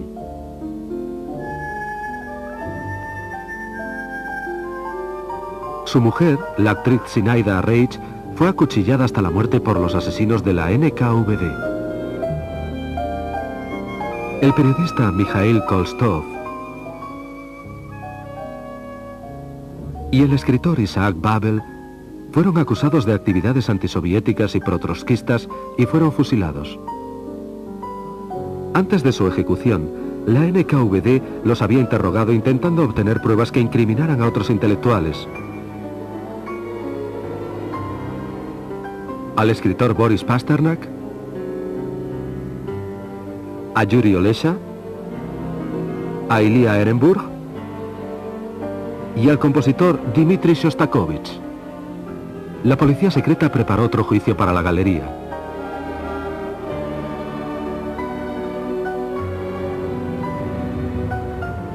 El clima político más templado de Beria no acabó con las torturas de los prisioneros. Beria participaba en ellas personalmente. Calladamente, los camiones encargados del reparto del pan se llevaban los cadáveres de los que habían perecido al crematorio. Sus cenizas eran esparcidas por los campos de una granja colectiva cercana a Moscú.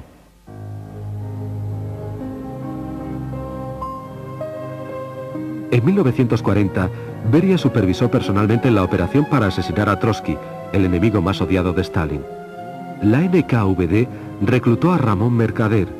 El español golpeó a Trotsky en la cabeza con un pico de montaña en su estudio de la Ciudad de México. El 21 de agosto, Trotsky murió.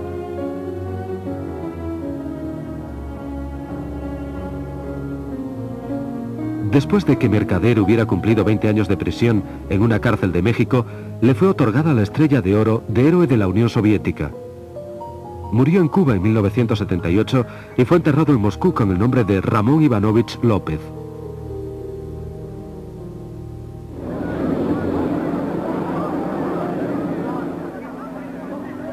En agosto de 1940, la NKVD comenzó a purgar a los estados bálticos recientemente anexionados, Estonia, Letonia y Lituania.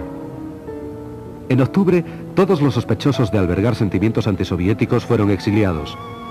Otros más le siguieron en 1941 y de nuevo otra vez en 1944. En total, más de 700.000 personas.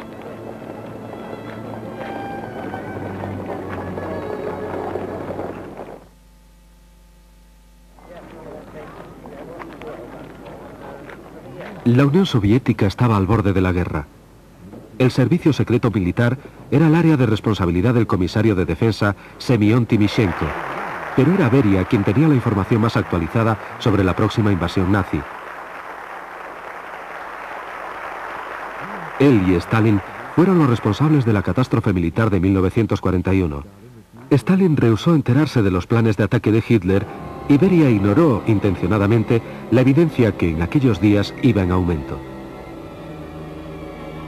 Incluso pocas horas antes del asalto nazi, Beria se quejaba ante Stalin de que los espías estaban tratando de sembrar el pánico.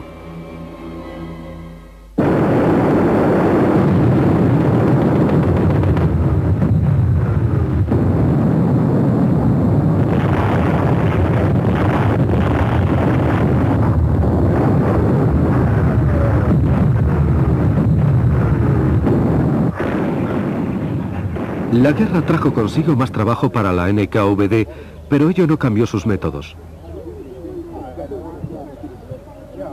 Inmediatamente después del comienzo de la guerra, los trenes empezaron a transportar prisioneros al Gulag. Sus delitos eran diferentes esta vez: crear pánico mediante rumores, no haber entregado receptores de radio ni sus piezas, etc.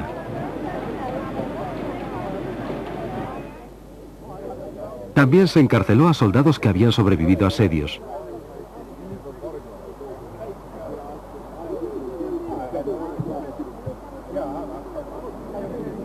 Civiles de territorios ocupados y a los que habían sido prisioneros de guerra de los alemanes.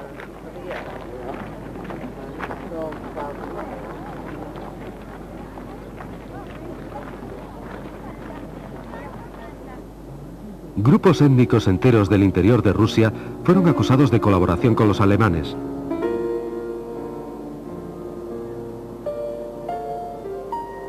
Rusos de procedencia alemana, calmucos, chechenos y otros fueron realojados en las estepas de Siberia, Kazajstán y en el lejano norte.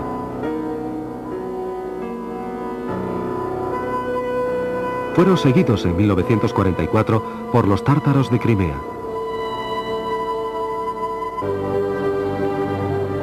Justo en la retaguardia, la NKVD creó pelotones de fusilamiento, el Smersh, con autoridad ilimitada para ejecutar a los traidores, desertores y a cualquiera que retrocediera ante el enemigo.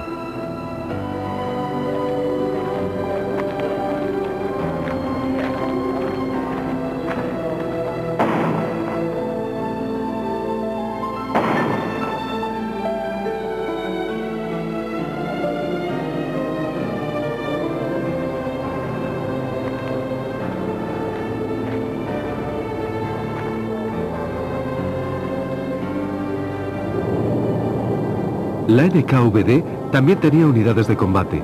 Batallones de sabotaje operaban detrás de las líneas enemigas.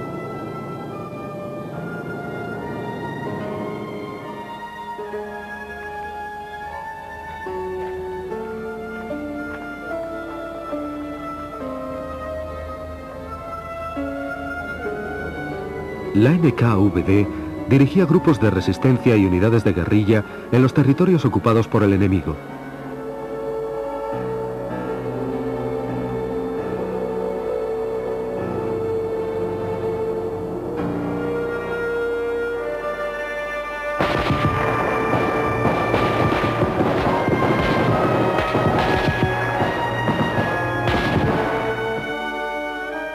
En 1943, los alemanes descubrieron una tumba colectiva de oficiales polacos en el bosque de Katyn, cerca de la ciudad de Smolensk. Se responsabilizó a la NKVD. Después de que Smolensk fuera liberada, Beria creó una comisión de investigación que debía determinar que los polacos habían sido ejecutados por los alemanes, aunque para ello tuviera que ocultar las pruebas en contra.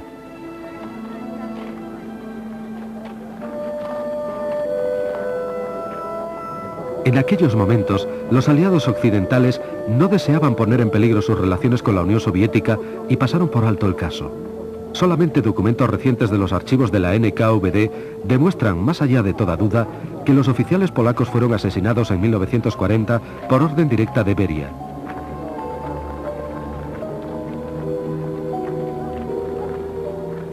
También ordenó ejecuciones de prisioneros polacos en los campos de concentración cercanos a Kalinin y Kharkov.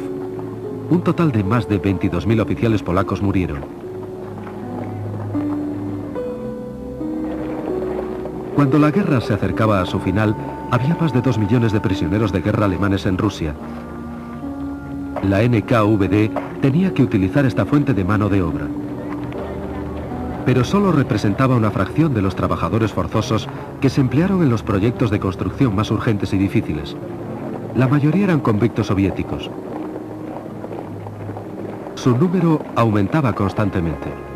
Prisioneros de guerra que volvían de los campos de concentración alemanes eran enviados al Gulag.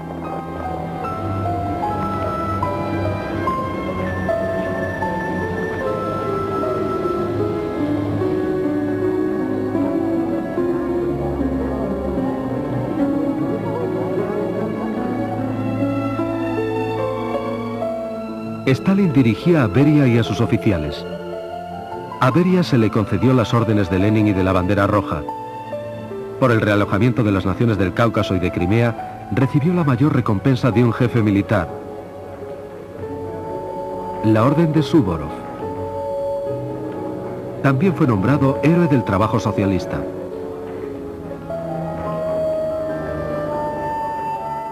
Poco después de la guerra, Beria, que solamente había ido al frente 2 veces, fue ascendido a mariscal de la Unión Soviética. Acompañó a Stalin a la conferencia de Potsdam y fue designado para inspeccionar las factorías de la derrotada Alemania. Stalin continuó ascendiéndole.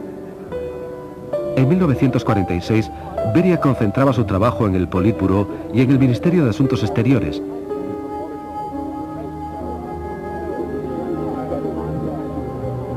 Al mismo tiempo, encabezaba el Ministerio de la Seguridad del Estado. Se le encomendó supervisar la investigación nuclear.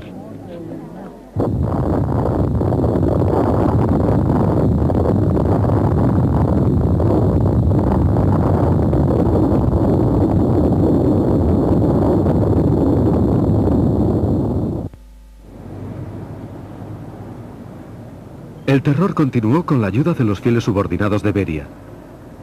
Dekhanosov, Goglidze y Merkulov. Se hicieron planes para otra nueva purga, en parte para suprimir al Comité Judaico Antifascista. Después de la invasión nazi, Stalin convocó una reunión de los representantes del pueblo judío en Moscú. El actor Solomon Michoels, el escritor Ilya Ehrenburg y otros famosos intelectuales judíos habían solicitado a sus hermanos de todo el mundo que ayudaran a la Unión Soviética a luchar contra el nazismo. Su llamada fue escuchada. En Estados Unidos se creó el Consejo Judío de Ayuda a Rusia y fue encabezado por Albert Einstein.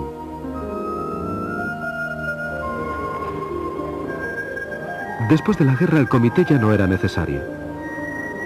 En enero de 1948, su presidente Solomon Michoels fue enviado a Minsk para supervisar unas actuaciones teatrales. Iba acompañado por un experto en arte de la NKVD.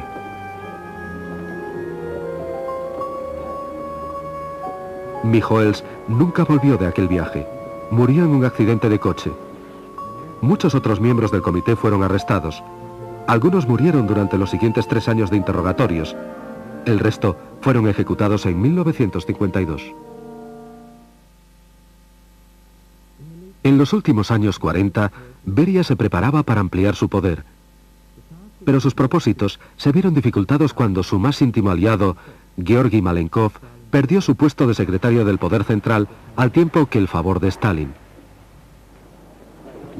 En su lugar, fue ascendido Andrei Sedanov, que era el principal oponente de Beria. Con él, su ala política obtuvo puestos clave. Pero en 1948, Sedanov murió súbitamente y Malenkov volvió a su antiguo puesto. Juntos, Beria y Malenkov podían controlar a todos los miembros del partido y de esta manera dominar el país entero. Solamente Stalin tenía un poder mayor aún. Pero el 1 de marzo de 1953 sufrió un ataque al corazón y murió poco después en su dacha.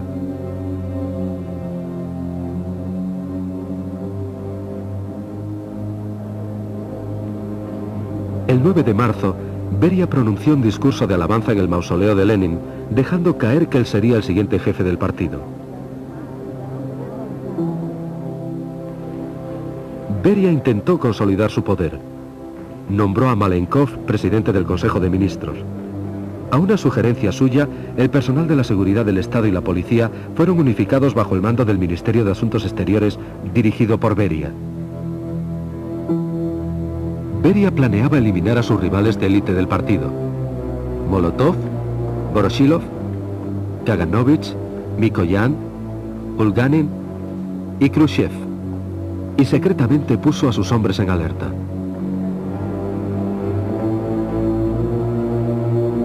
El plan falló.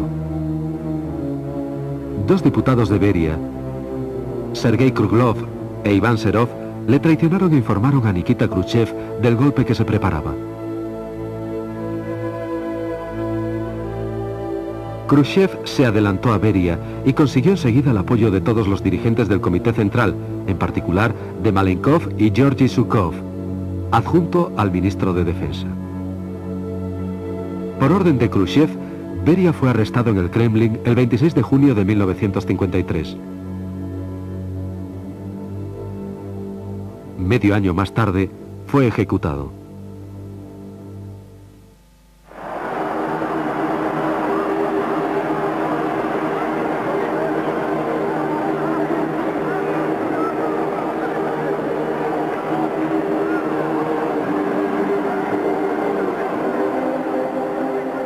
A los 3 meses, Khrushchev nombró a Iván Serov primer presidente de una nueva institución que llegaría a alcanzar renombre mundial: el Comité de la Seguridad del Estado, el KGB. Bajo esta nueva denominación, el servicio de seguridad soviético operaría durante más de 4 décadas, siguiendo la tradición de la Checa, de la OGPU y la NKVD.